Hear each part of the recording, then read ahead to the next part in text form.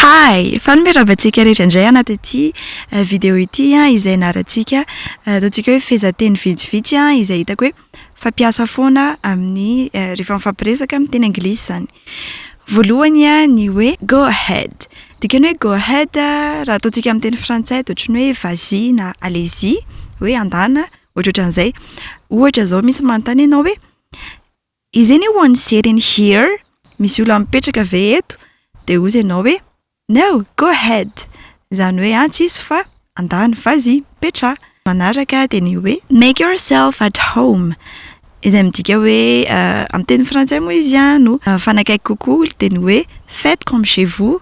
Ataontsika amin'ny teny malagasy izy dia ohatran'ny hoe aza mihafahafa atao ohatrany any aminareo any aty aminay ohatran'izay. Make yourself at home. Make yourself at home.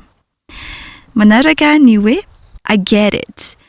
Rehefa ohatrany hoe misy olona manazava zavatra aminao dia hiteny ianao hoe okay, azoko zay dia afaka ataonao hoe I get it.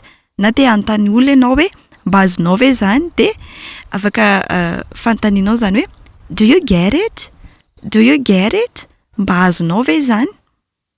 Manaraka indray dia ny hoe I'd love to. Teny frantsay manakaiky azy kokoa dia ny hoe j'aimerais bien, zany hoe tiako zany na mety amiko zany ohatran'izay. Ohatra, you wanna go with me?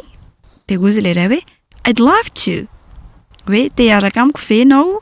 Dia hoe okay, andao fa mety amiko zany. Ohatran'ny hoe tsy haiko andeha hiaraka andendeha na ohatran'izay. Zay dikany I'd love to. Izany hoe mety amiko zany na j'aimerais bien. Manaraka ny hoe not at all.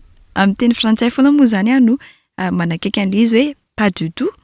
Ohatra zao hoe are you angry? Zany hoe tesitra ve ianao? Dia hozy ianao hoe not at all. Manaraka indray dia ny hoe it's none of your business. Zany hoe tsy misy idiranao zany ohatran'ny hoe ce ne sont pas tes affaires. Hoe tsy businessinao zany ohatran'izay ilay izy Izy indray no phrases zay afaka nizaraiko taminao indray androany dia izao ampiasaina foana izay vocabulaire azonao vaovao.